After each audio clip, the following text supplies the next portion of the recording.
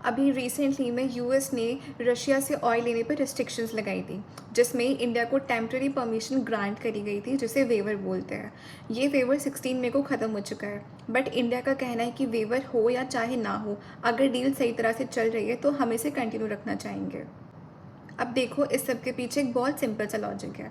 India एक बहुत ही बड़ा ऑयल इंपोर्टर है और हमें चाहिए सस्ता ऑयल, ताकि हमारी इकोनॉमी स्टेबल रहे, आम आदमी पर लोड ना पड़े, पेट्रोल और डीजल के रेट्स ज़्यादा महंगे ना हो, और रशिया हमें डिस्काउंट में ऑयल देता है।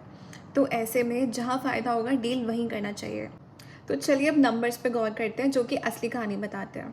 तो इंडिया ने रशिया से अप्रैल में लिए थे 1.57 मिलियन बैरल्स पर डे के हिसाब से, और यही नंबर इंक्रीज़ हो गया मई में, जो कि है 1.96 मिलियन बैरल्स पर डे। यानी कि जैसे जैसे इनसिक्योरिटी बढ़ती गई, अनसर्टिनिटी बढ़ती गई डीजल और पेट्रोल को लेके, इंडिया उतना ही ज़्यादा खुद को ऑयल के लिए सिक्योर करने लगा। अब एक और इम्पॉर्टेंट एंगल की बात करते हैं, वेस्ट एशिया यानी कि मिडिल ईस्ट, जहाँ पे इस वक्त टेंशन चल रही है, और वही एरिया से सबसे बड़ा ऑयल सप्लाई भी जाता है दुनिया भर में।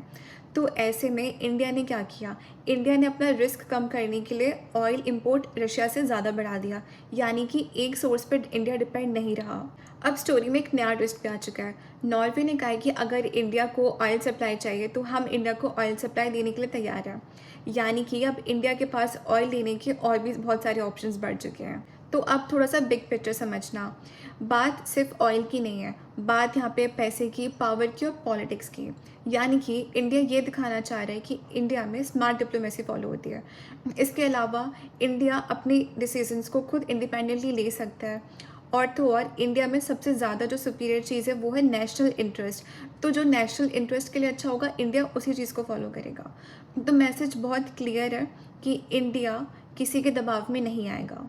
तो अब आप मुझे बताओ कि इंडिया का ये फैसला रिस्की था या फिर स्मार्ट मूव था?